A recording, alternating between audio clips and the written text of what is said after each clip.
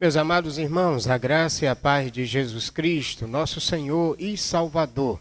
Bom estarmos de volta hoje, quinta-feira, dia 4 de junho. Nós vamos para o nosso culto de oração, de estudo da palavra e vamos buscar ao Senhor conforme a palavra nos ensina. Conjuntamente, nos nossos lares agora, no lugar onde você de repente está de plantão em algum momento de seu trabalho, ou está de folga em algum lugar distante de quarentena, vamos cultuar ao Senhor, mas a todos os irmãos que estão nos lares, com suas famílias, se reúnam agora e vamos juntos celebrar o nosso Deus.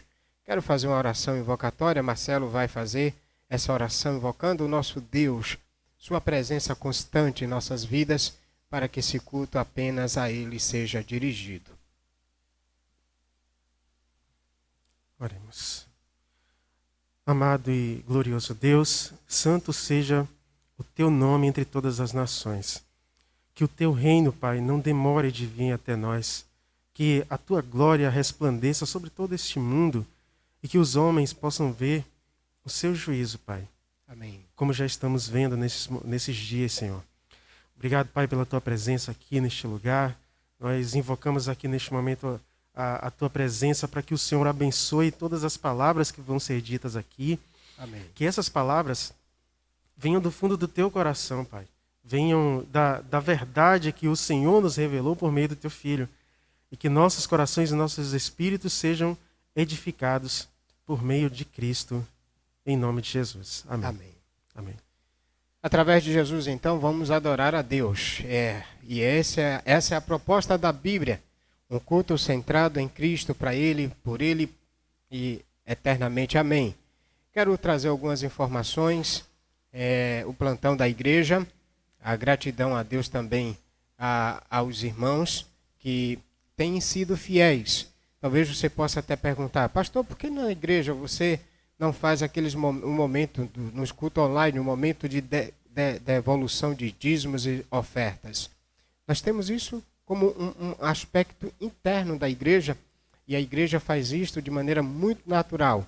E por isso que durante os cultos nós não fazemos online, não fazemos isto, mas tratamos isso de uma forma interna, porque é um assunto também que diz respeito, a Bíblia ensina a igreja a fazer assim, não é que nós deixamos de fazer.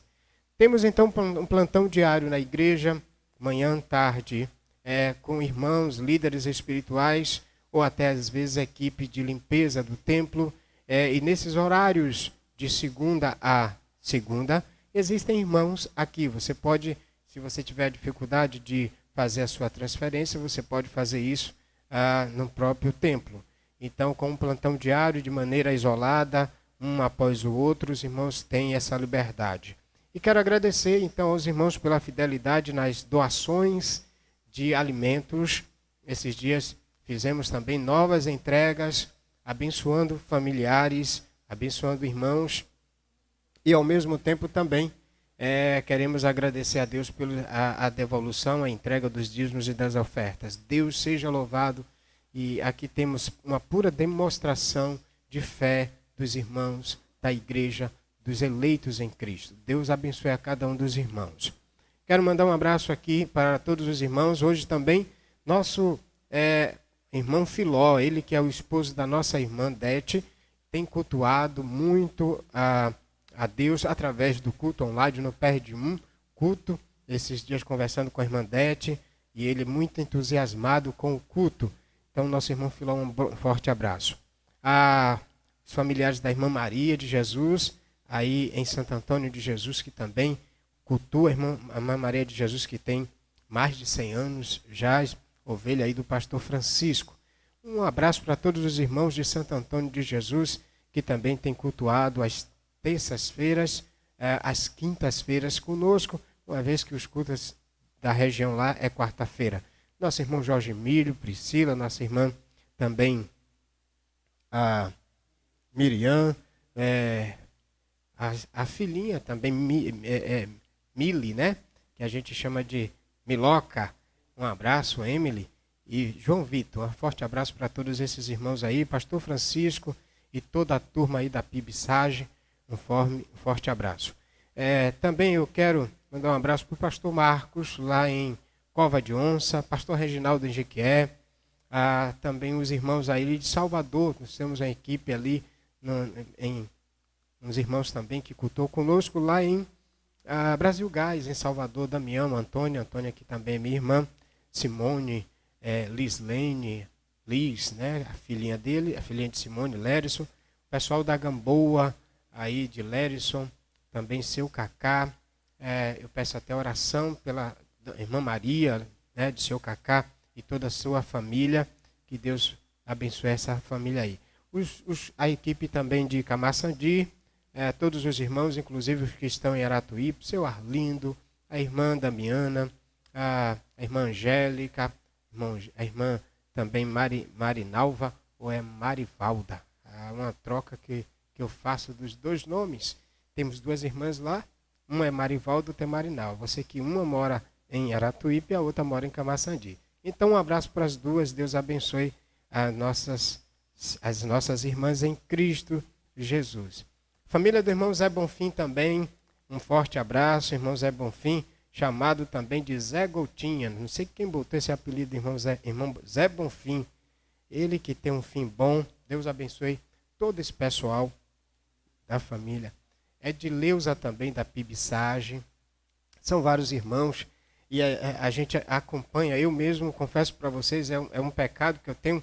Eu não consigo acompanhar no chat ali, mas me perdoe, Marcelo e a equipe aí, Jael, que me ajuda aí, botando o ok lá, encorajando os irmãos.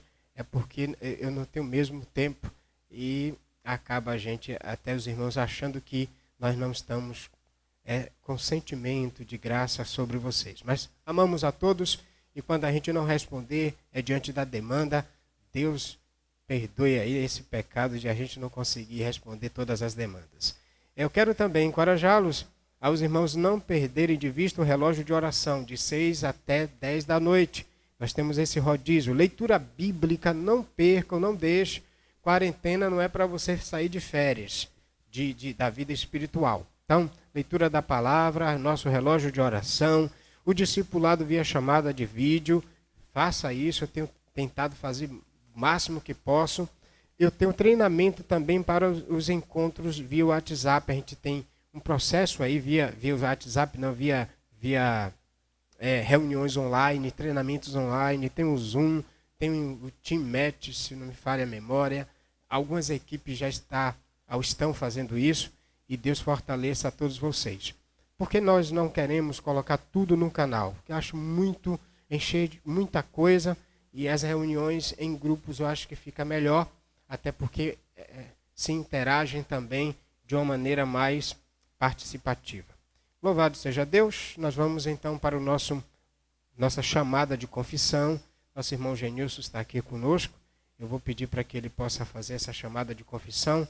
Tem uma leitura bíblica, chamada de confissão, chamada também à adoração. E logo depois, um cântico de louvor e adoração a Deus por Marcelo e nossa irmã Gorete.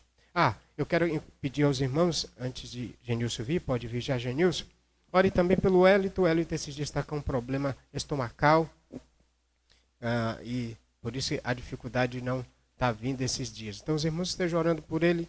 Ele tem um problema muito crônico de gastrite e esses dias se efetivou de forma mais autêntica, mais forte. Portanto, os irmãos estejam orando por ele para que esses dias ele seja sarado dessa situação. Nosso irmão Genilson prossegue e a gente vai louvar o Senhor. Graça e paz aos irmãos. Bom estar aqui juntos mais uma vez para a gente cultuar ao Senhor. Por isso nós vamos à chamada à confissão nesse momento com a leitura bíblica em Tiago, capítulo 5, versículo 16, que nós vamos fazer. Abra sua Bíblia conosco para estar acompanhando o texto nesse momento. E vamos então ler a palavra do Senhor. Diz assim: portanto, confessai vossos pecados uns aos outros e orai uns pelos outros para serdes curados. A súplica de um justo é muito eficaz. Vamos então, nesse momento, orar, confessando ao nosso Deus as nossas culpas, os nossos pecados. Querido Deus e Pai, soberano e eterno Senhor e Salvador, diante de Ti nós nos prostramos, reconhecendo a nossa falta, reconhecendo o nosso erro, reconhecendo a nossa culpa. Nós sabemos, Senhor, e temos certeza que nós pecamos nesse dia, que nós temos pecado diante de Ti, que seja no pensar, no falar, no agir, mediante o nosso modo de vida, ou dando ouvido a coisas que não é do Teu querer. Reconhecemos que nós somos falhos. Nós reconhecemos que precisamos estar justo diante do Senhor. E por isso, nós reconhecemos e dizemos: Senhor, nós pecamos contra Ti. Somente contra Ti pecamos. Por isso, pedimos o Teu perdão, a Tua graça, a Tua misericórdia sobre nós. Em nome de Jesus. Amém. Queridos, com esse mesmo espírito de adoração, nós vamos à chamada adoração. E para isso nós vamos então ler a palavra do Senhor em Apocalipse, capítulo 7, versículos de 9 a 10. Você pode abrir sua Bíblia aí e acompanhar conosco. Vamos ler o texto. Apocalipse, capítulo 7, versículos de 9 a 10. Diz assim: Depois dessas coisas, vi uma grande multidão que ninguém podia contar, de todas as nações, tribos, povos e línguas, em pé diante do trono e na presença do Cordeiro, todos vestidos com túnicas brancas e segurando palmas nas mãos, e clamavam em alta voz: Salvação ao nosso Deus, que está assentado no trono, e ao Cordeiro. Nós reconhecemos, glorificamos a Deus, porque temos certeza que na volta de Jesus estaremos lá na glória com Ele, segurando palmas nas mãos, e assim estaremos cantando e louvando ao nosso Deus. Por isso, vamos continuar adorando a Deus com cântico, consagração. Louvemos ao Senhor e cada um de nós possa consagrar suas vidas ao Senhor e louve a Ele de todo o coração.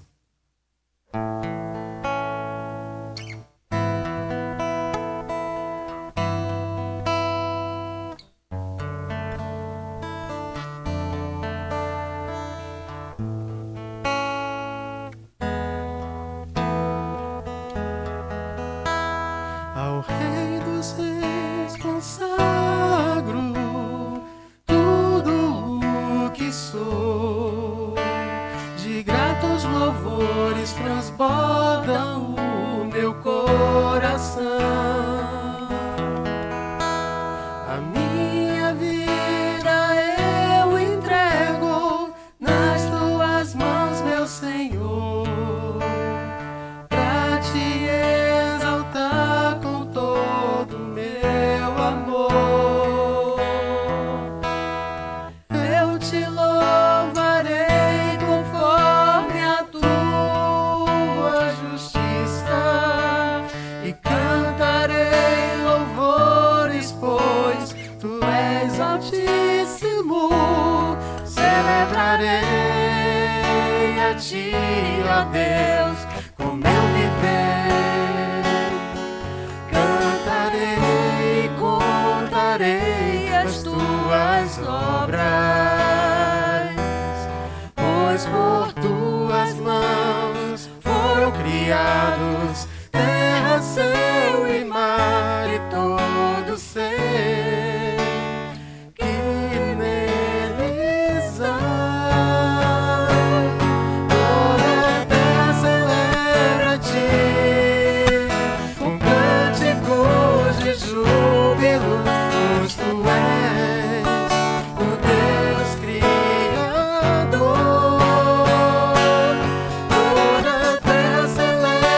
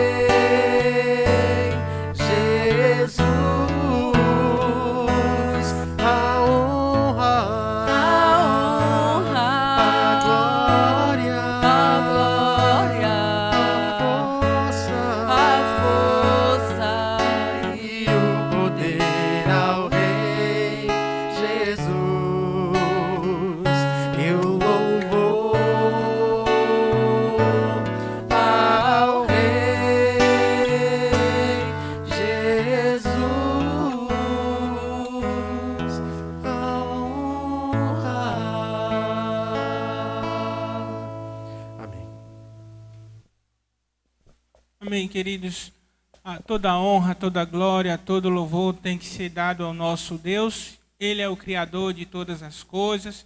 Foi por meio de sua palavra que Deus criou e formou todas as coisas. Por isso nós estamos louvando e exaltando o seu nome.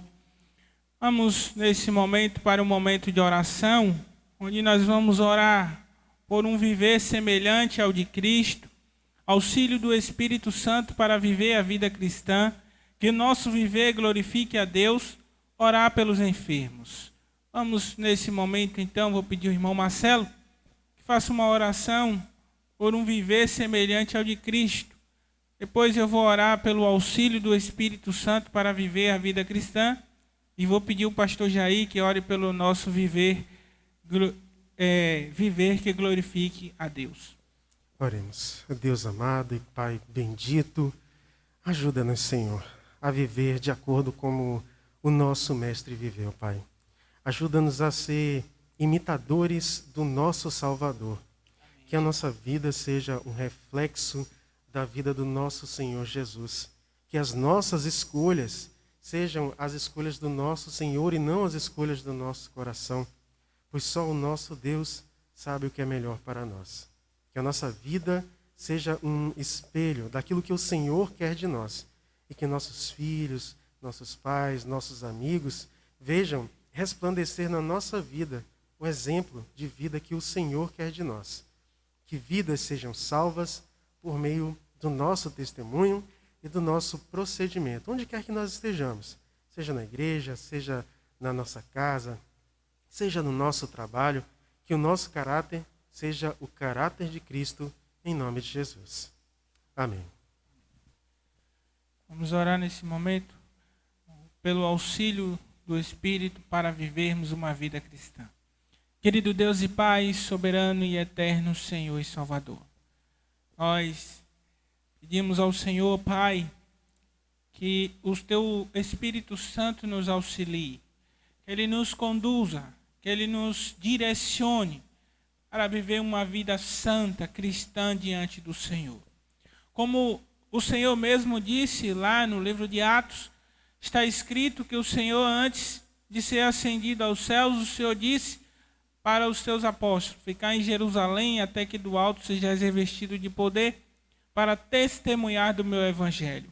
E esse poder que viria através do teu Espírito Santo. O Senhor disse: recebereis o Espírito Santo. E nós reconhecemos e temos a certeza de que o teu Espírito Santo é o nosso auxiliador. E por isso nós pedimos que o Senhor o conduza na direção do teu querer, da tua vontade, para que todo o tempo a gente glorifique o teu nome. Para que em todo o tempo a gente satisfaça o teu querer, para que em todo o tempo a gente se lembre das tuas verdades, para que em todo o tempo a gente se lembre do que nós enxergamos na tua palavra de modo correto, para que em todo o tempo a gente obedeça à fé cristã e dê testemunho do teu evangelho, pregando a tua palavra com coragem, com ousadia, como o teu Espírito Santo auxiliou o teu servo que foi apedrejado, teu servo Estevão, como o teu Espírito Santo também conduziu Paulo direcionando as suas viagens, como o teu Espírito Santo também conduziu o teu Filho Jesus Cristo. É o teu Espírito Santo que conduz a vida do crente. Por isso nós pedimos ao Senhor que Ele nos auxilie em todo o tempo, para que possamos satisfazer o desejo do teu coração, Pai. Nós rogamos a Ti, assim, agradecido, em nome de Jesus. Amém. Vamos ouvir o pastor Jair, orando para que nosso viver glorifique a Deus. Nosso Deus e Pai, nós, mediante o auxílio do Teu Espírito Santo, ajude-nos a Te glorificar. Sabemos, ó Deus, que por nós mesmos, nossa força e capacidade, nós não temos nenhuma condição de glorificar o Teu nome. Verdade. Mas é por meio do Senhor. A Tua regeneração nos salvou em Cristo. O Teu Espírito fortalece a gente para viver a vida cristã. E o Senhor é que nos dá também a força para glorificar o teu nome em todo o nosso comportamento. Verdade. Que em toda a nossa vida, relacionamentos próximos, distantes, familiares, vizinhos, trabalhos, em todos os contextos, glorifiquemos o teu nome na nossa prática diária, durante toda a nossa peregrinação. E que tudo isso redunde para o louvor da tua glória em Cristo Jesus. Amém. Vamos ainda fazer mais uma oração. Essa oração nós vamos orar pelos irmãos que estão enfermos, pela situação de enfermidade.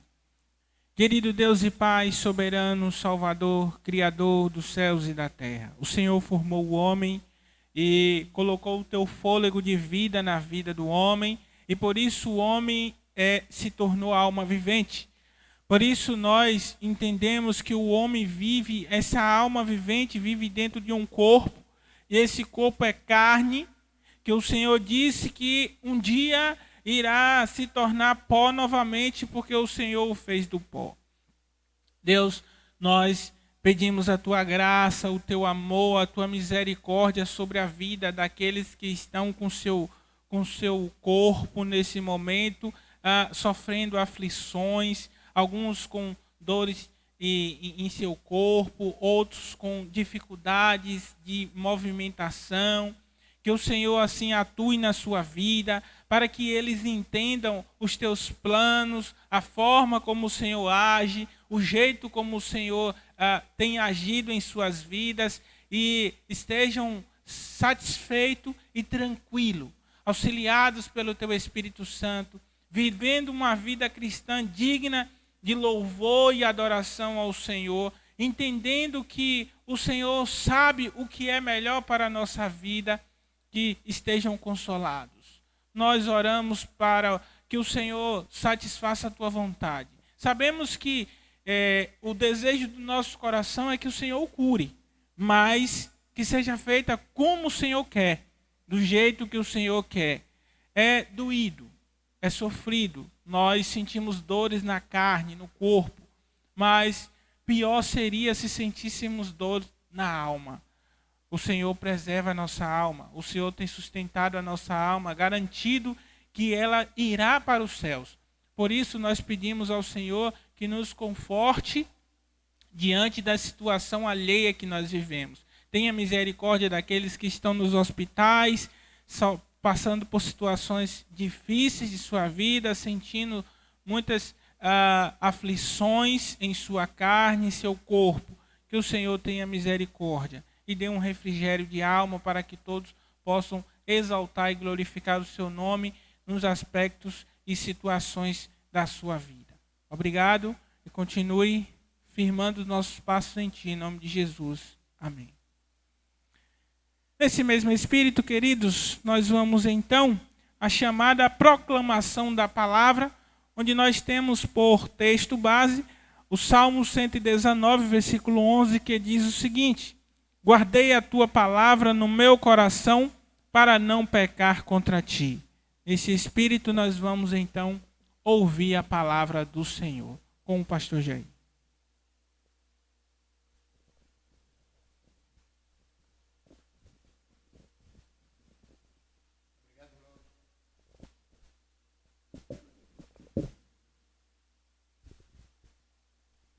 Obrigado, irmão Genilson. Nós vamos prosseguir com a proclamação da palavra.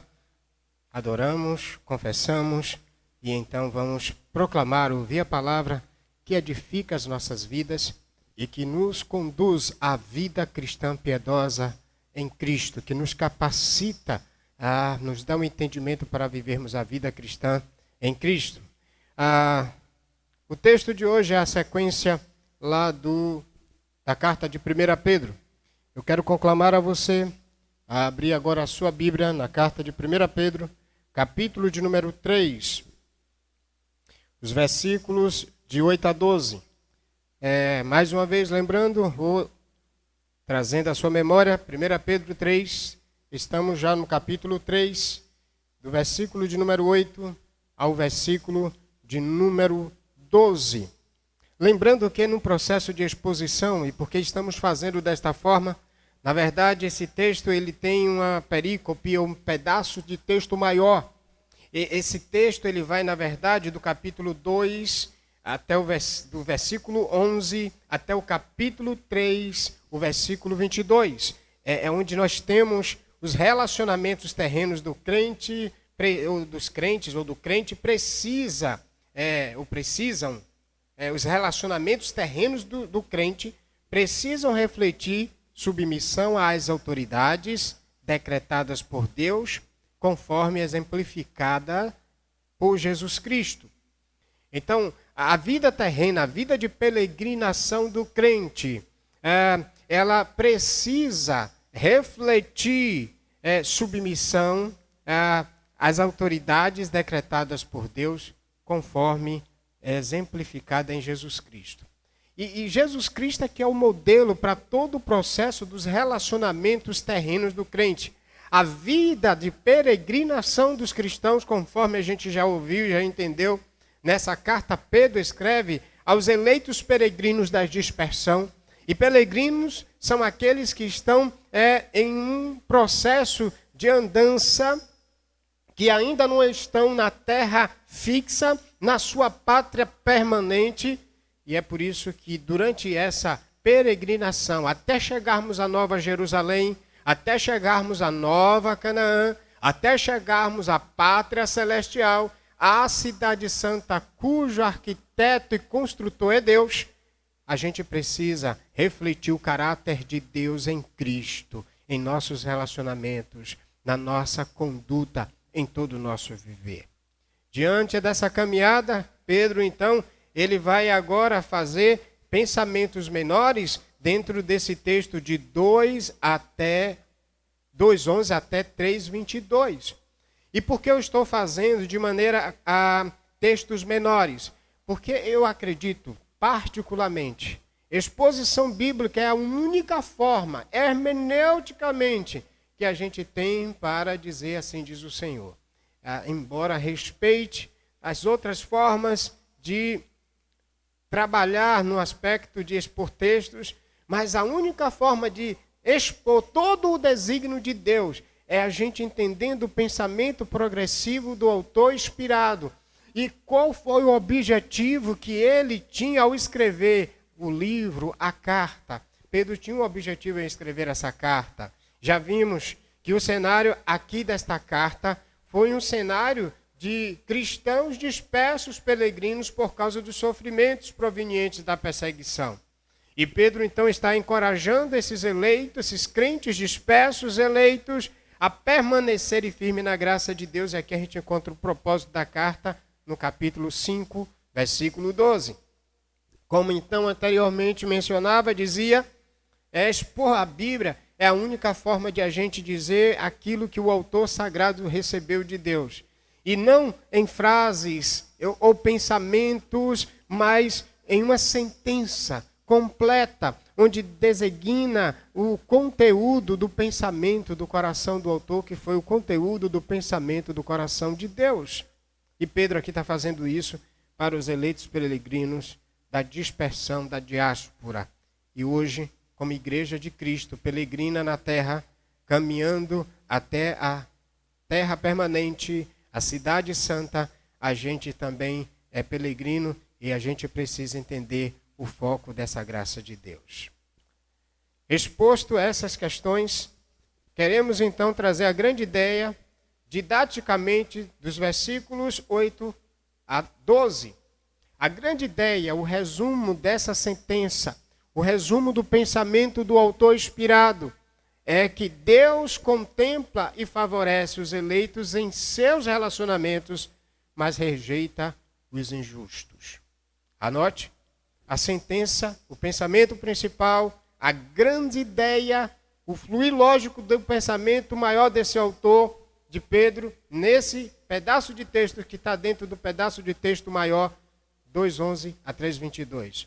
Pedro está desenvolvendo seu pensamento até o 3:22. E do 8 até o verso 12 do capítulo 3, esse pensamento está na seguinte proporção, na seguinte sentença. Deus contempla e favorece os eleitos em seus relacionamentos, mas rejeita os injustos. De uma forma que aqui a gente vai verificar os peregrinos sendo convidados, eleitos sendo convidados por Pedro, a numa conclusiva ter uma vida de unidade com as virtudes cristãs, que é o caráter e a vida piedosa de Cristo sendo demonstrada, ou sendo demonstrados, na vida do cristão, na vida daquele que foi chamado, eleito por Deus, regenerado pelo Senhor. O que é interessante, então, para a gente verificar, é como a grande ideia também ela está subdividida desse texto em duas verdades bíblicas. A primeira verdade bíblica, para a gente entender, Deus contempla e favorece os eleitos em seus relacionamentos, mas rejeita os injustos, a primeira sentença está no verso 8, verso 9. E qual é a sentença, ou a pequena grande ideia que amplia o entendimento desse texto? Os eleitos em Cristo demonstram virtudes cristãs livres de vingança. Anota aí, verso 8 e verso 9. Os eleitos em Cristo demonstram virtudes cristãs livres de vingança. E como é que a gente consegue entender que os eleitos, os crentes, salvos em Cristo, eles demonstram as virtudes cristãs, a vida de Cristo, as virtudes cristãs são exatamente os princípios de Cristo através da vida daquele que foi regenerado. Ele foi regenerado, o capítulo 1 vai desenvolver até o capítulo de número 2:10 em Cristo. Ele está solidificado em Cristo. Os eleitos, mesmo debaixo de uma perseguição, de um sofrimento insuportável em alguns aspectos, eles precisavam entender como Cristo edificou eles na fé, na pedra, na rocha, e deveriam viver o caráter de Cristo refletindo isso. Portanto, agora os eleitos em Cristo demonstram virtudes cristãs livres de vingança. Observe que ele vai trazer uma conjunção conclusiva, quando ele diz finalmente, no verso 8. Ele está concluindo um pensamento dentro de outro pensamento, porque o texto não vai terminar no capítulo 3. Mas ele diz, finalmente. Observe que esse finalmente, ele está fazendo jus ao que começou lá no capítulo de número 2, versículo 11. Porque no capítulo 2, 11, ele vai fazer um convite. Ele vai chamar, amados, exorto-vos como a peregrinos e estrangeiros a obedecerdes, a vos absterdes dos desejos carnais que combatem contra a alma. Esses peregrinos agora estão sendo exortados a, como peregrinos cristãos, dispersos, a viverem uma vida cristã com as qualidades de Cristo, o caráter de Cristo. E aí ele diz, finalmente, diante da chamada para os servos viverem a vida cristã, de versículo 11 a versículo de número 17, depois ele vem para os deveres, servos não, ele chama aqueles funcionários, o pessoal lá do contexto de Roma, a se sujeitarem aos seus governantes. Depois ele vai chamar agora, do verso 18 ao versículo 25, os servos cristãos a se sujeitarem a também os seus senhores. E quem é o modelo? A gente vai verificar que o modelo do verso 21 a 23 é o modelo de Cristo. Cristo, debaixo de sofrimento, ele foi um camarada que a abençoou e não amaldiçoou. Diante disso, capítulo 3, de 1 a 7, vimos dias passados, que Pedro também chama as mulheres e maridos a viverem um relacionamento cristão dentro do parâmetro do modelo de Cristo. As mulheres submissas e os maridos amarem. E amarem cuidando da esposa como vaso mais frágil. Então veja que a gente percebe que Pedro está aqui nesse cenário maior, mostrando que os relacionamentos terrenos dos crentes precisam refletir a submissão e as autoridades decretadas por Deus, conforme modelo exemplificado na pessoa de Jesus. Agora ele então mostra que esses crentes deveriam ter uma vida, um comportamento de virtudes cristãs também baseado em Jesus.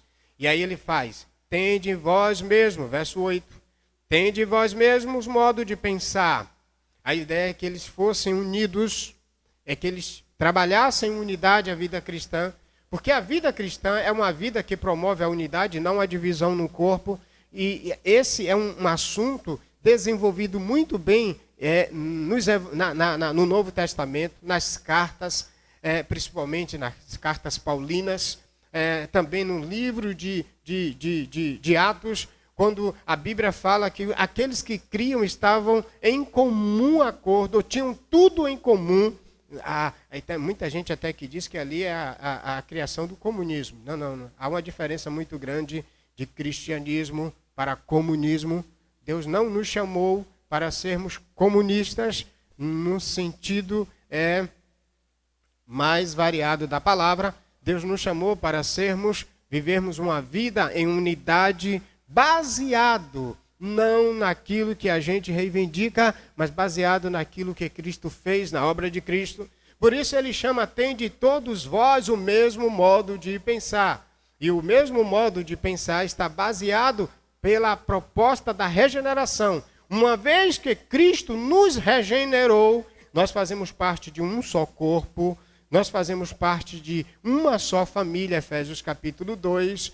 Nós somos uma unidade, mesmo num cenário de diversidade. Então, por isso, ele diz que os cristãos, mesmo num cenário de diversidade e adversidade, a gente precisa viver em unidade. E ele aí está chamando esses peregrinos dispersos, oprimidos pela forma de viver cristã, por causa da sua forma de viver cristã. E quando ele chama: tende vós a mesma forma de pensar, ou seja, concorde, ele está dizendo agora as formas de viver cristã, ou as virtudes, ou as grandes qualidades da vida cristã. E aí ele vai desenhar aqui alguns aspectos que precisamos agora entender. Primeiro, mostrar compaixão, e aí a ideia de sentir a dor do outro semelhante ao aspecto de Cristo. Ele está nos convidando para olhar para o caráter de Jesus, tudo que Jesus demonstrou na cruz. O cristão, ele vai refletir isso na sua vida. Então aqui ele vai chamar a gente para a compaixão de Cristo, depois ele vai chamar para o amor fraternal, e a ideia é um amor altruísta, um amor não egoísta, mas um amor altruísta, um amor que se importa com o outro. Veja que a compaixão de Cristo é um reflexo do amar o outro. É um reflexo claro do se importar com o outro. Porque Cristo teve compaixão de nós, segundo Romanos vai dizer isso. Deus mostra o seu amor para conosco em que Cristo morreu por nós, sendo nós ainda pecadores. Não merecíamos, mas o amor de Cristo, que não se importa apenas com ele, mas primeiramente se importa com o outro. Então, compaixão e amor é uma demonstração de amor altruísta. É o amor que se importa com o outro. Então, ele está dizendo que isso aqui é caráter de Jesus. E esse caráter de Jesus precisa estar no caráter do cristão. Paulo vai dizer uma coisa que eu acho fundamental para entendermos isso. Não vivo mais eu, mas Cristo vive em mim. E a vida que eu vivia na carne, agora eu vivo na fé do Filho de Deus. Ele está mostrando que a vida do cristão não é a sua vida. A vida do cristão é a vida de Cristo. E a vida de Cristo no cristão, ela deve refletir esse caráter de Jesus em todos os aspectos dos seus relacionamentos. E vamos entender um pouco disso na nossa prática. E aí ele vai trazer um outro aspecto do caráter de Jesus, que deve ser virtude também na vida do cristão. É sede misericordiosos, é de bom coração.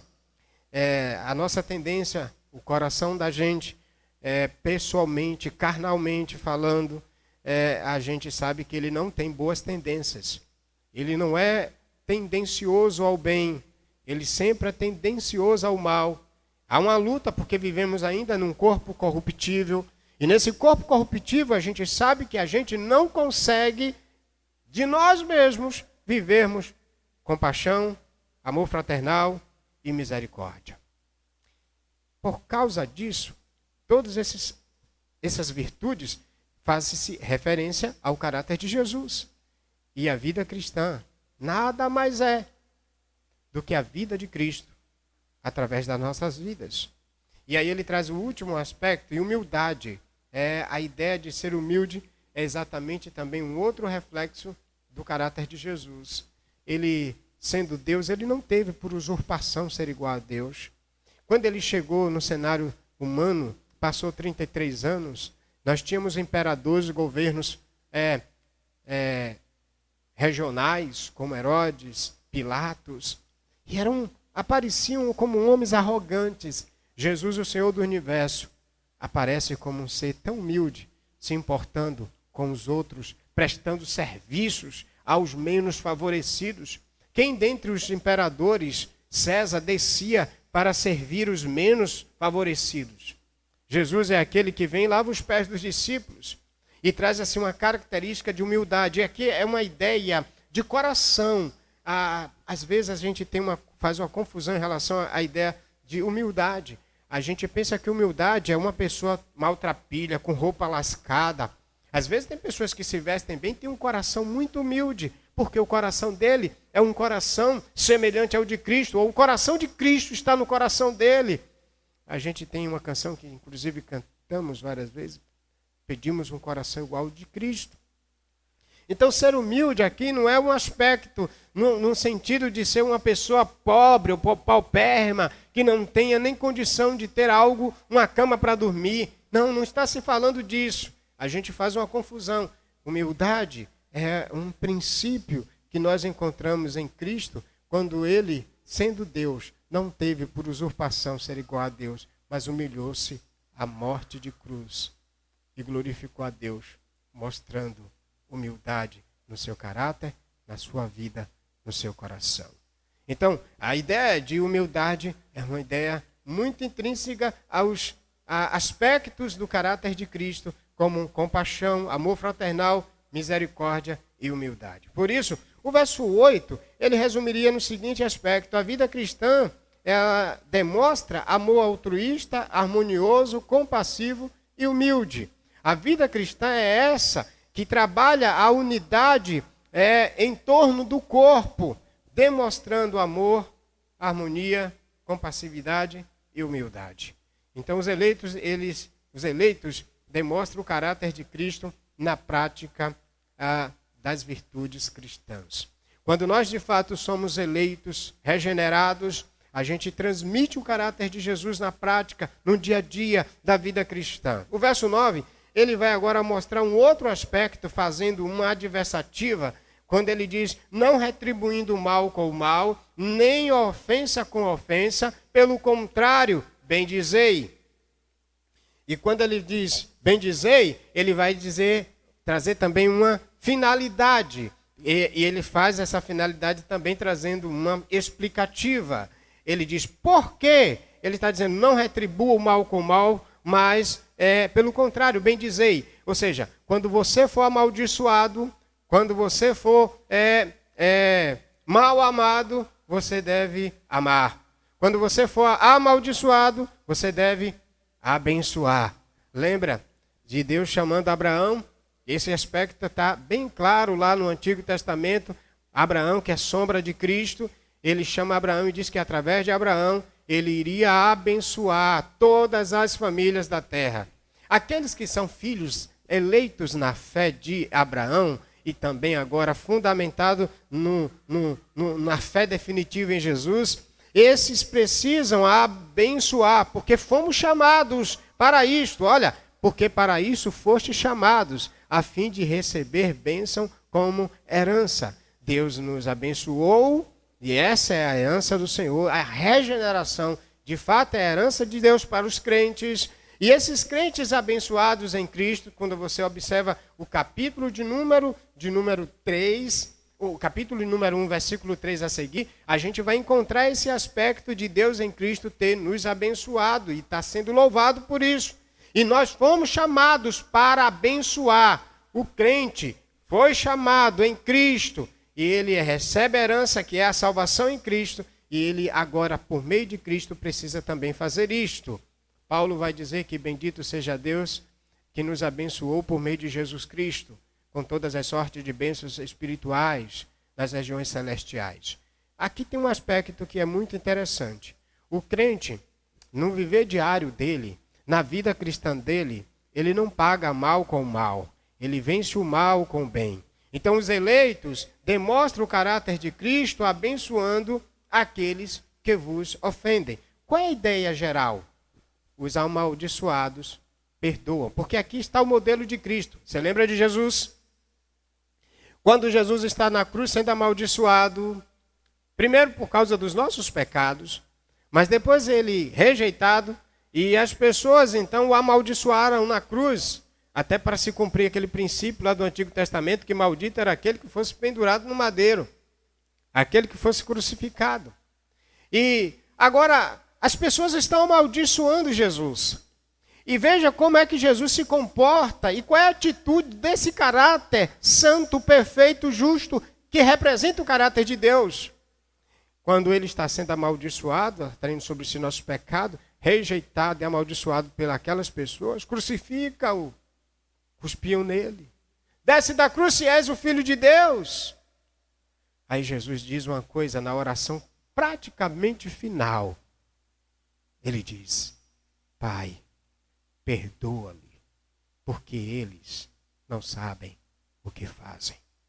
O que é que nós temos, queridos, aqui? Nós temos um Cristo que, mesmo quando maltratado, ele abençoa. Aqui nós temos uma ideia clara do perdão. Não retribuir o mal, não retribuir com o mal, nem ofensas àqueles que vos ofendem. Pelo contrário, bem dizer, é dizer, perdoe. O caráter de Cristo é um caráter perdoador. Na cruz isso é demonstrado. Os seguidores de Cristo precisam mostrar isso de forma clara. Você quer ver onde isso é demonstrado? No primeiro século da igreja cristã, na cena de Estevão.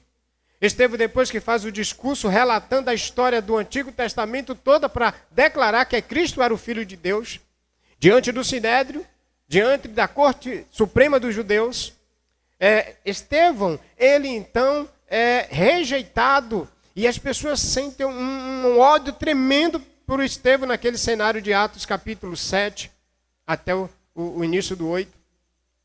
E quando ele, então, por ser odiado, é apedrejado até a morte, no momento em que ele está morrendo, no processo do apedrejamento, Estevão diz, Pai, não impute sobre eles este pecado.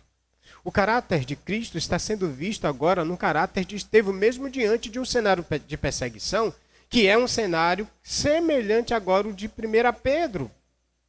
O que é que um cristão, mesmo num cenário de dispersão e de sofrimento, precisa mostrar? Ele precisa mostrar o caráter de Cristo, perdoador, não retribuindo o mal com o mal.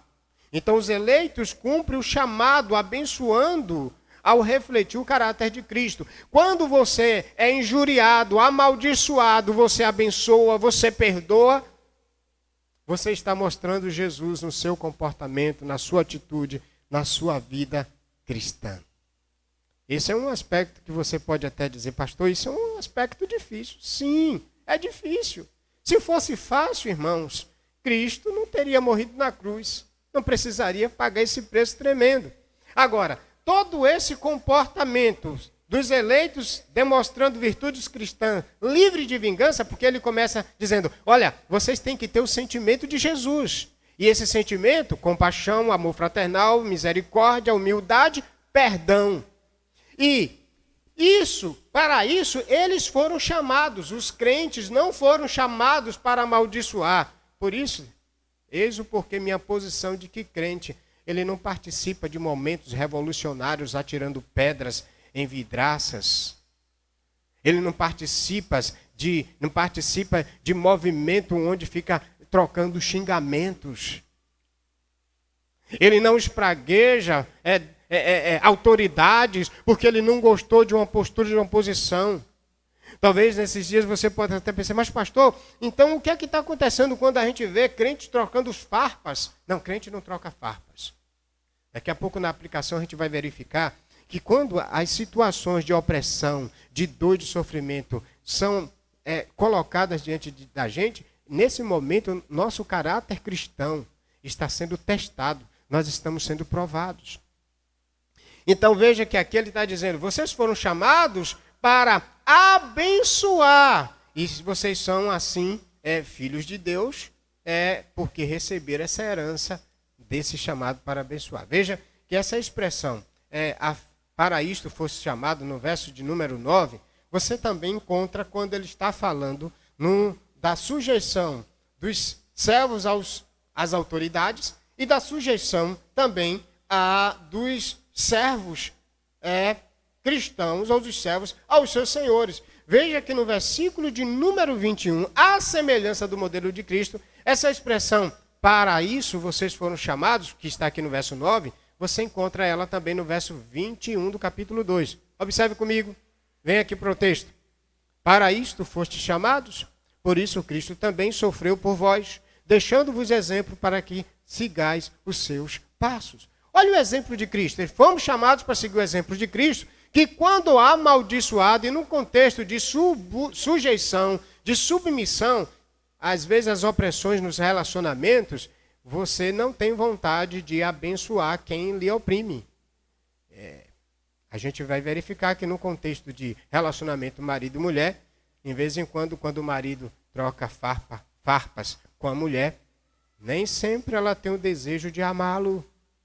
E quando a mulher também atua contra o marido, nem sempre a mulher tem desejo de amá-lo, nem desejo de submeter-se voluntariamente, mas o marido também não tem o desejo de amá-la.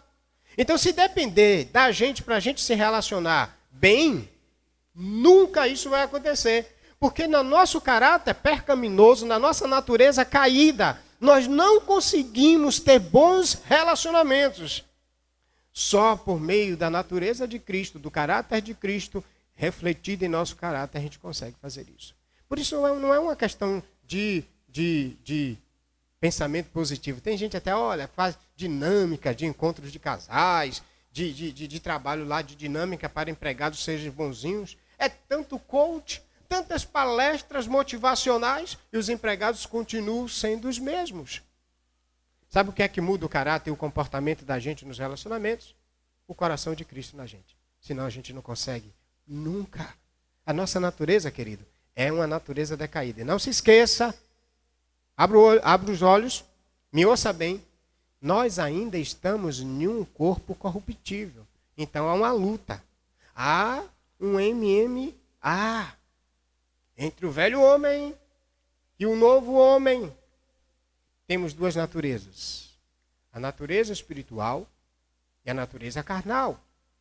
O velho homem e o homem em Cristo. E por isso que a gente vai precisar se submeter a Cristo, porque sem submissão a Cristo, nós não conseguimos. Há muitas pessoas que têm tentado viver a vida cristã, os seus relacionamentos, baseados nos conhecimentos, num bom senso. Não vai funcionar. Você vai se frustrar. Porque nós não conseguimos. Pecadores não conseguem nada. Eles só conseguem algo mediante a Jesus. Sem mim, disse Jesus, no cenário do entendimento da vida eterna, ele disse, se vocês não estiverem em mim, ligado a mim, vocês não conseguem. Se vós estiverdes em mim, e as minhas palavras estiverem em vós, pedi o que quiserdes. Portanto, fostes chamados para seguir o modelo de Cristo, refletindo esse caráter de Jesus. E ele mostra como Cristo suportou pressão, sofreu angústia, rejeição, foi amaldiçoado. Quando retribuíram o mal a ele, ele abençoou aqueles que assim fizeram. No verso 22, olha ainda do capítulo 2, ele não cometeu pecado, nem engano algum foi achado na sua boca. Ao ser insultado, não retribuiu o insulto. Por isso que aqui agora ele está dizendo, olha, não retribuindo mal com mal, nem ofensa com ofensa. Pelo contrário, bendizei. Por que o cristão bendiz? Porque ele tem o caráter de Cristo. Quando amaldiçoado ele vai retribuir, ele vai reverberar, ele vai refletir, ele vai espelhar, mesmo debaixo de insultos. Quando é que Cristo abençoa? Quando está sendo insultado. Quando é que Cristo, ele mostra amor, ele mostra misericórdia? Quando está sendo sobre si colocado todas as nossas transgressões. Os cristãos são peregrinos no cenário aqui de Pedro e estão passando por sofrimentos. E estes sofrimentos não poderiam desconfigurar o caráter de Cristo, que agora nele ou neles estava. A vida, então, de um crente não deve ser marcada por uma índole vingativa.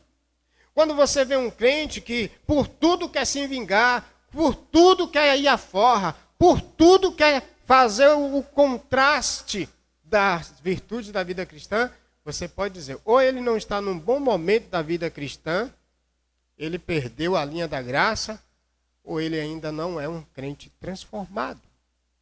A vida cristã de um crente, ou a vida de um crente, ela deve ser marcada de perdão de acordo com as bênçãos que recebeu de Deus, através de Jesus.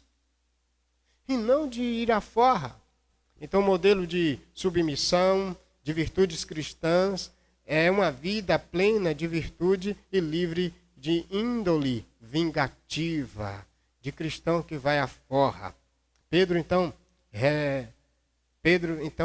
pede para que aqueles cristãos entendessem as grandes qualidades da vida cristã e as refletissem nos relacionamentos dos senhores às autoridades, dos servos às autoridades, dos servos aos seus senhores, das esposas para os esposos e dos esposos para as esposas. E agora ele diz, finalmente, entre todos vocês, vivam a vida cristã. Deixe-me aplicar esse texto de 8 a 9. Os eleitos em Cristo demonstram virtudes cristãs livres de vinganças.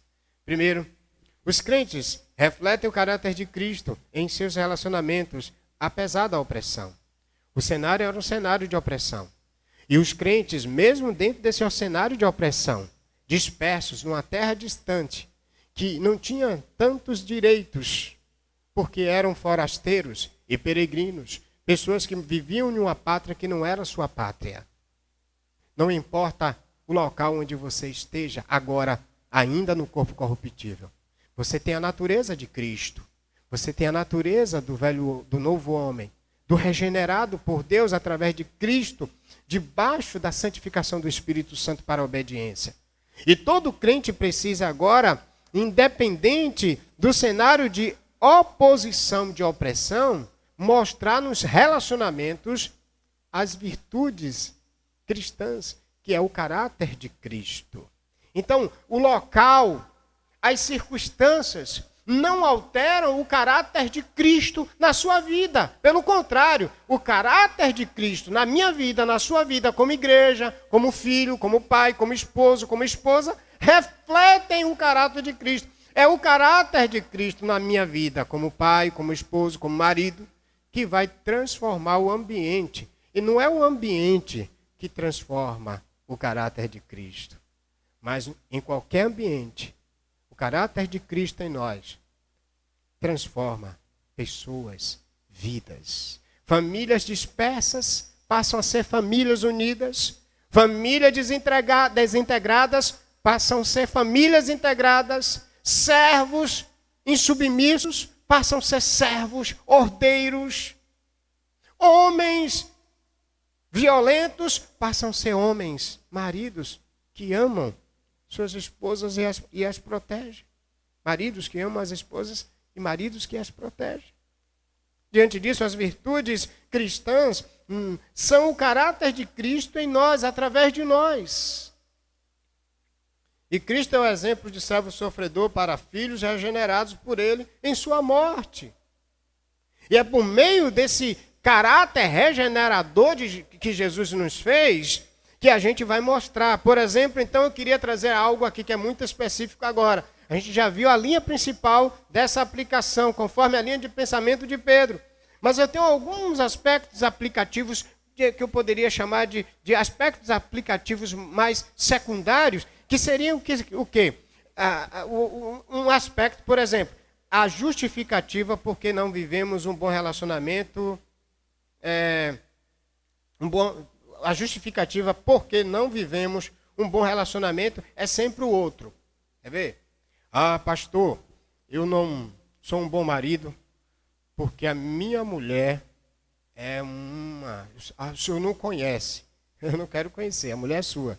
Cuide dela. O aspecto que o senhor não conhece a minha mulher. Peraí. Se for pela sua mulher, você não vai conseguir corresponder. A justificativa que um cristão não pode dar é exatamente essa. Não vive um bom relacionamento por causa do outro. Sabe por que nós não vivemos um bom relacionamento? É porque a gente não tem o caráter de Cristo, não reverbera o caráter de Cristo. Porque lembre-se que o princípio é submissão ao esposo, à esposa, a submissão às autoridades constituídas, sujeição aos senhores, tudo é por causa do modelo de Jesus. A forma como Jesus atuou. Então, tudo tem que ser por causa da capacidade de Cristo e não da minha capacidade. Você tem então a justificativa para vivermos um bom relacionamento uns para com os outros. Então não é o que o outro deixou de fazer, é o que Cristo fez por mim, para que eu possa amar. Por isso que a gente só consegue retribuir o bem para quem retribui o mal por causa de Jesus. Foi assim que quando os ladrões da cruz estavam questionando Jesus e pondo situações dele, ele perdoou. A justificativa para vivermos então um bom relacionamento uns para com os outros não é a falha do outro. A justificativa para vivermos um bom relacionamento é o caráter de Cristo em nós. Desta forma, sem Cristo é impossível submissão, mulher, é impossível amor sacrificial, marido, é impossível sujeição voluntária dos servos aos senhores e subordinação às autoridades. Sem Cristo a gente não ama sacrificialmente.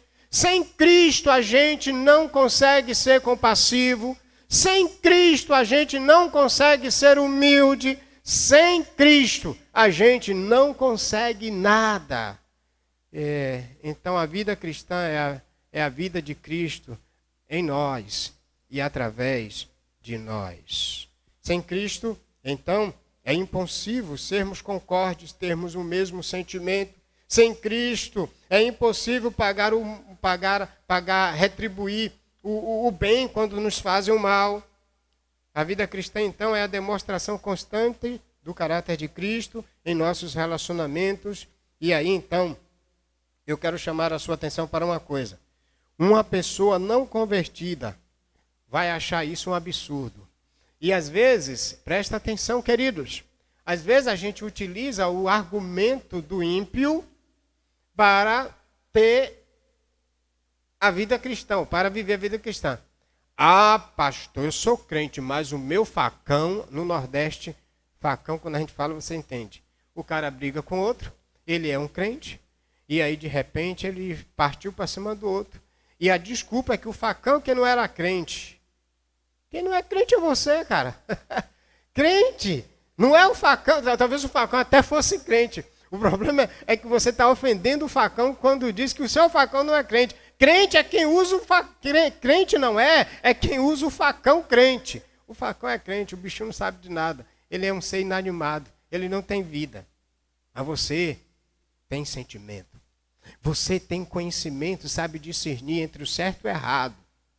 Então essa desculpa é uma desculpa ímpia. Lembre da Bíblia que diz assim, bem-aventurados são aqueles que não andam segundo os conselhos dos ímpios.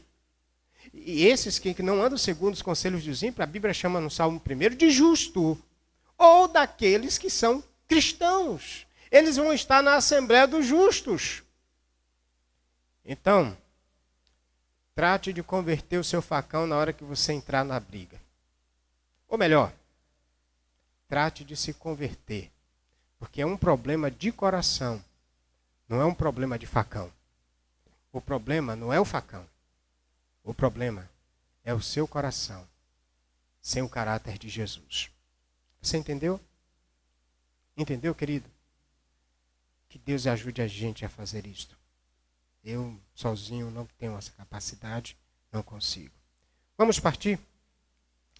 Então, a gente parte para a segunda verdade bíblica desse texto.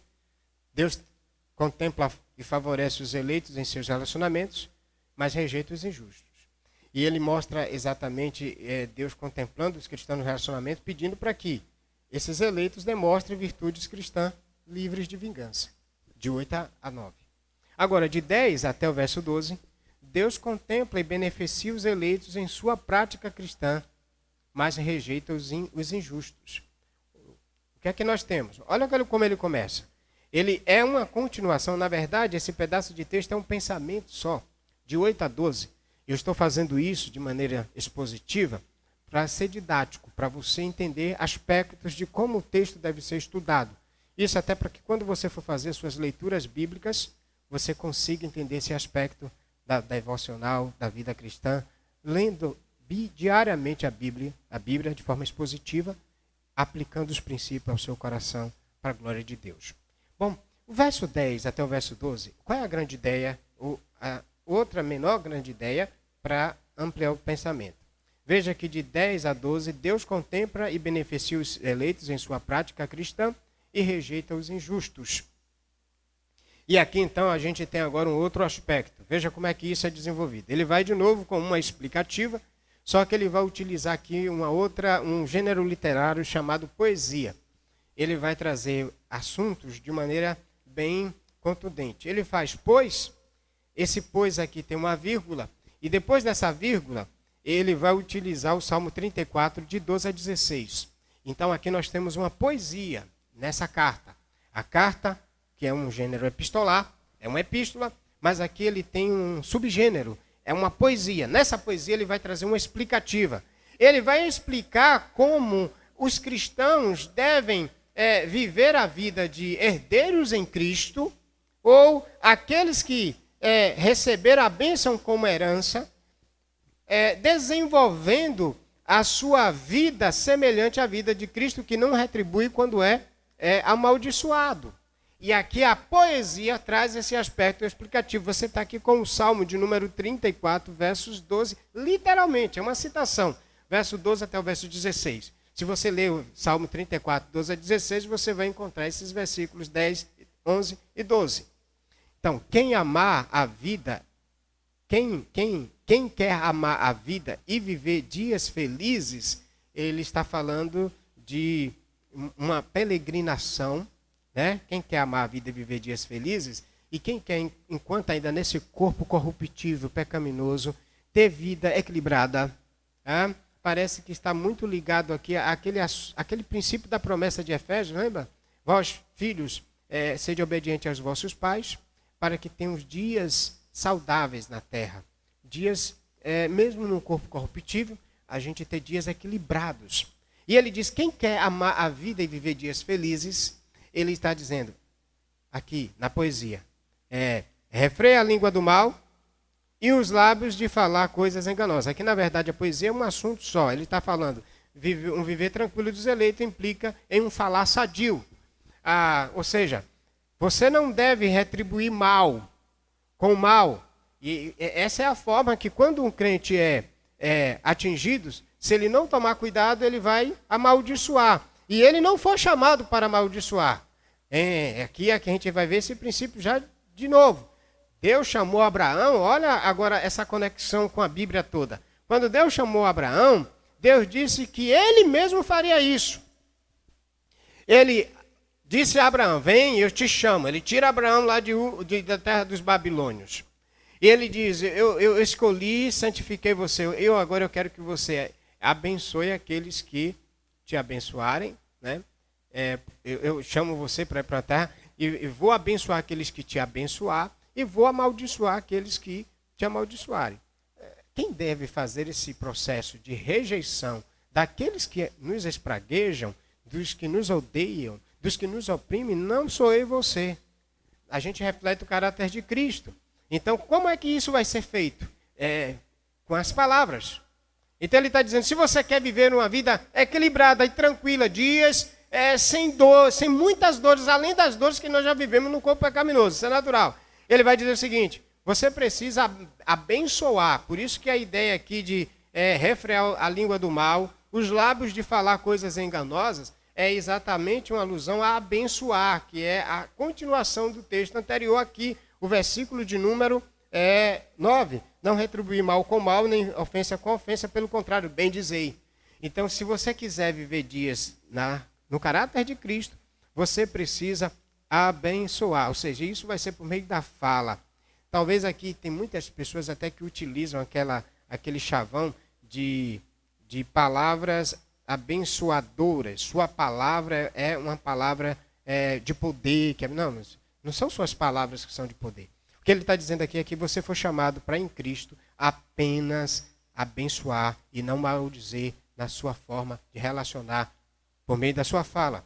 E ele aí então diz um outro aspecto, que é mais uma poesia: afaste-se do mal e faça o bem, busque paz e nela insista. Ou seja, o seu comportamento de vida baseado na sua vida abençoada por Cristo, e por causa disso você vai reverberar isto, você vai buscar viver intensamente essa vida abençoada e vai abençoar. Não é que você vai por si só abençoar.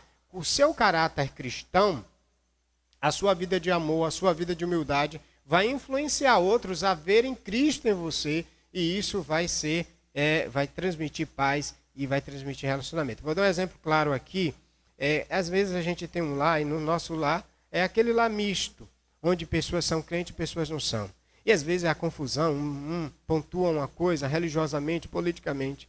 Mas quando se converte, e aí todo mundo entende o caráter de Cristo, aquele lar que tinha oposição, ele vai ser um lar de diversos, com diversidade, mas ele vai ser um lar em unidade. Por quê? Porque houve transformação no coração e todos os componentes do lar vão viver a vida cristã. Eis então a importância de os que são abençoados foram chamados para abençoar, refletindo o caráter de Cristo nos seus comportamentos.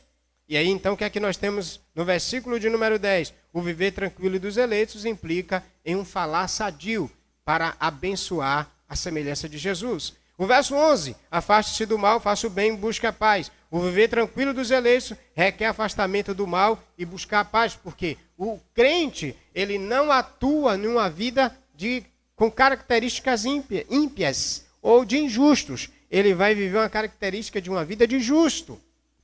E o verso 12, ele amarra o assunto porque ele diz, ele traz de novo um paralelismo, e esse paralelismo aqui é um antitético. Ele diz, porque os olhos do Senhor estão sobre os justos, e os seus ouvidos atentam à sua súplica. Ou seja, a vida do crente que foi regenerada, sobre ele está o olhar de Deus. Deus, ele está contemplando seu comportamento cristão. Se você está reverberando o caráter de Cristo ou o seu caráter.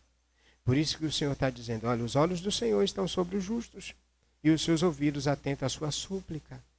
E aí, aqui tem um aspecto interessante.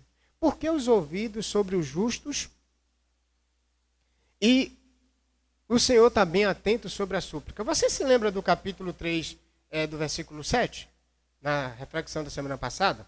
Da mesma forma, maridos, vivei com elas a vida do lar, com entendimento, dando honra à mulher como parte mais frágil, e herdeira convosco da graça da vida, para que as vossas orações não sejam impedidas. Olha só o que está aqui no fechamento desse pensamento maior agora. Ele diz ao marido que se ele não tiver uma vida justa, semelhante ao caráter de Cristo, ele vai ter as orações impedidas. Veja se não tem o mesmo teor quando ele vai agora para o 12. Porque os olhos do Senhor são sobre os justos, e os seus ouvidos atentam à sua súplica. Deus ouve a oração do justo. E se você não tiver uma vida cristã pautada em Cristo, as suas orações não vão ser atendidas. Vão ser ouvidas. Deus não é surdo, mas não vão ser atendidas, porque você está pedindo fora do caráter de Jesus. É impossível uma oração feita fora do caráter de Jesus ser atendida. E tem uma coisa que é interessante, muito interessante agora. Tem gente, acho que até um conceito simplório demais, a gente precisa até tomar cuidado. Oração não é simplesmente falar com Deus. Oração é falar com Deus de acordo com a vontade de Deus. Por isso que Deus está dizendo, Os justos, que são os regenerados, vão orar baseado no caráter de Jesus, a vida de Jesus na vida deles. E então o verso 12 diria o seguinte: Deus contempla e beneficia os justos e se opõe aos que praticam o mal. Porque ele diz, mas o rosto do Senhor está contra os que praticam o mal. Qual é a grande ideia desses versos 10 a 12? Deus contempla e beneficia os justos, os eleitos, em sua prática cristã e rejeita os injustos. Por isso, a grande ideia, baseada em os eleitos em Cristo, demonstram vida cristã livres de vingança.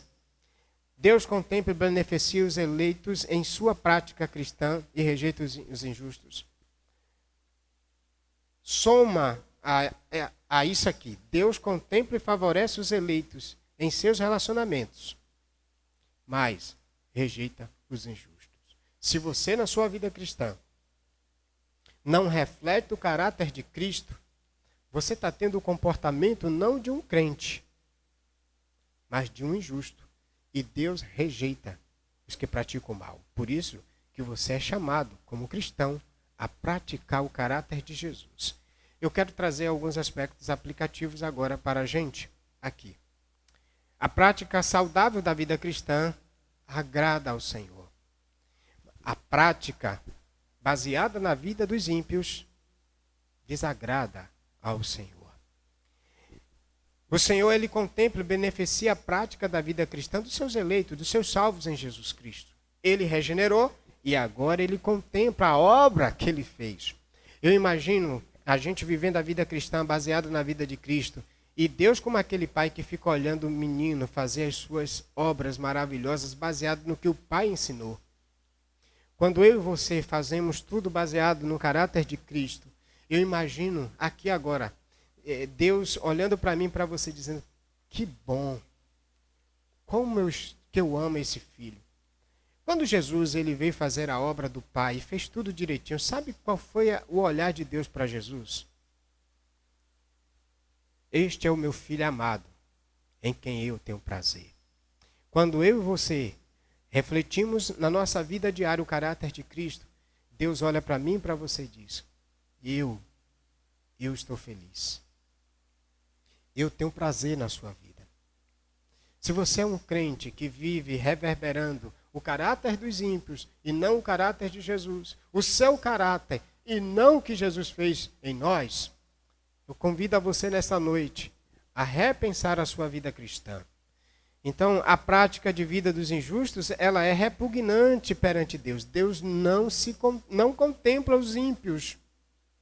Deus não está satisfeito com a vida ímpia. Se você então é aquele crente dentro dos relacionamentos que diz o que pensa, que fala o que quer, amaldiçoa e não abençoa, no linguajar de Jesus, não falar de bem dizer e não retribuir com o mal, você precisa pedir a Deus perdão, graça e também nos relacionamentos do seu convívio.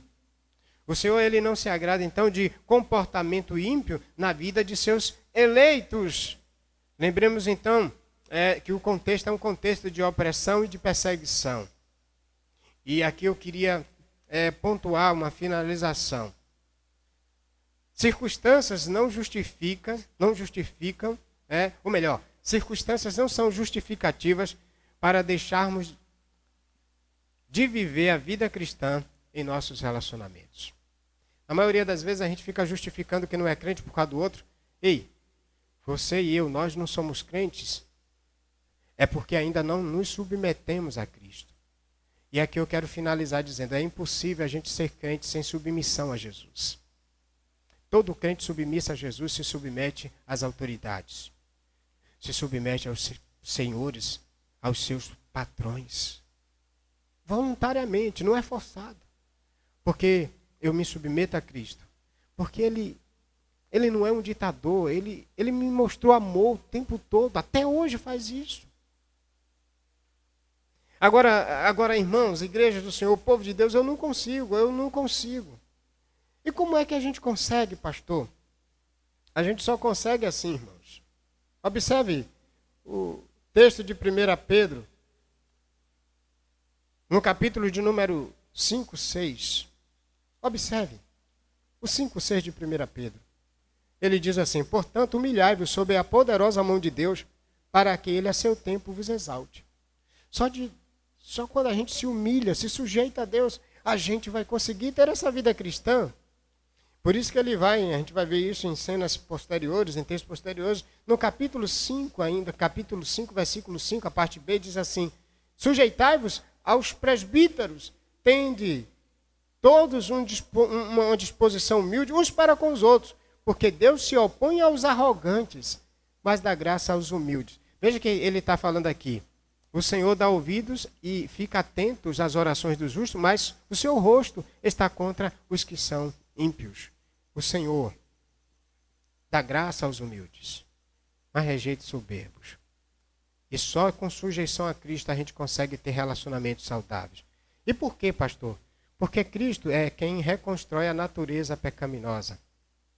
Aquela natureza que herdamos depois do pecado de Adão. E quando Adão pecou, o conflito entre marido e mulher passou a existir. Entre irmãos e irmão, Caim e Abel, passou a existir. As nações se denegriam no cenário lá de Gênesis 5 e 6.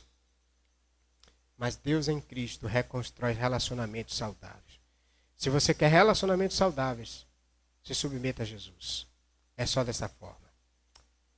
Observe nesta canção como Cristo nos amou e como ele mostra o seu modelo. Vamos cantar bem mais que tudo. E foi por amor que Deus entregou a sua vida por nós para a remissão dos nossos pecados. Louvemos ao Senhor.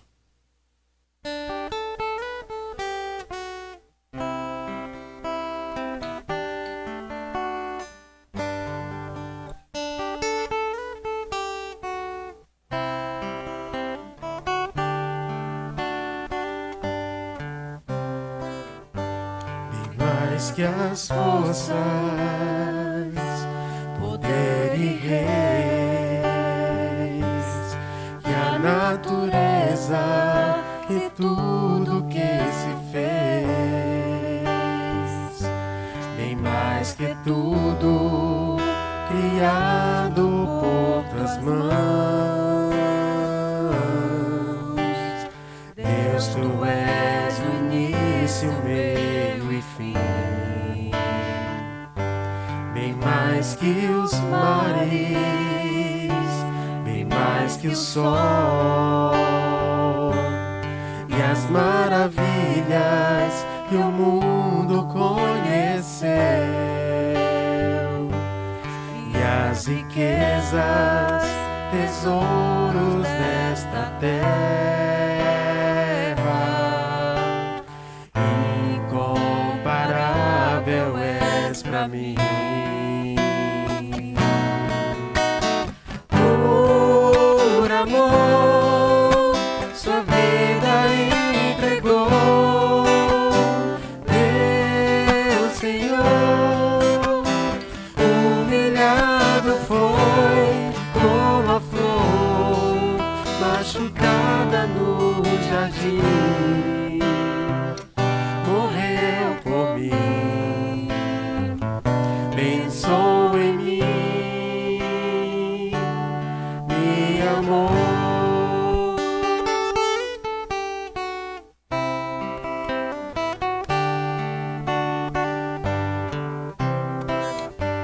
Bem mais que os mares, bem mais que o sol e as maravilhas que o mundo conheceu, e as riquezas, tesouros desta terra, incomparável és pra mim. Por amor, sua vida entregou. Meu Senhor, humilhado foi como a flor machucada no jardim. Morreu por mim, pensou em mim, me amou.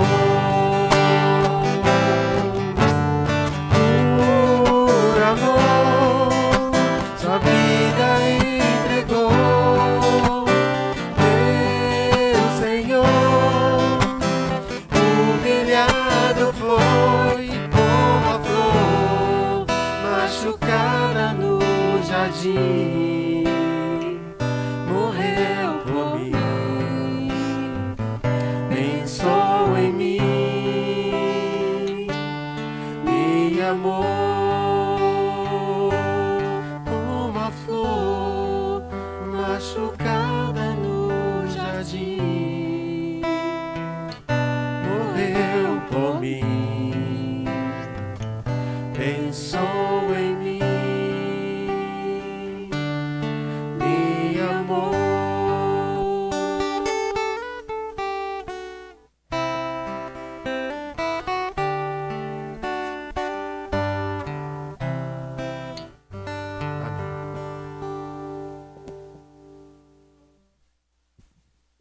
Nós vamos orar. Deus, obrigado porque em Cristo nós conseguimos amar como Ele nos amou. Obrigado porque a capacidade para viver a vida cristã não provém de nossas forças, mas das forças, da capacidade do Senhor. Obrigado porque essa obra de regeneração, mas também a obra de capacitação para vivermos a vida de Cristo nesse mundo de peregrinação, durante a vida terrena cristã, é do Senhor.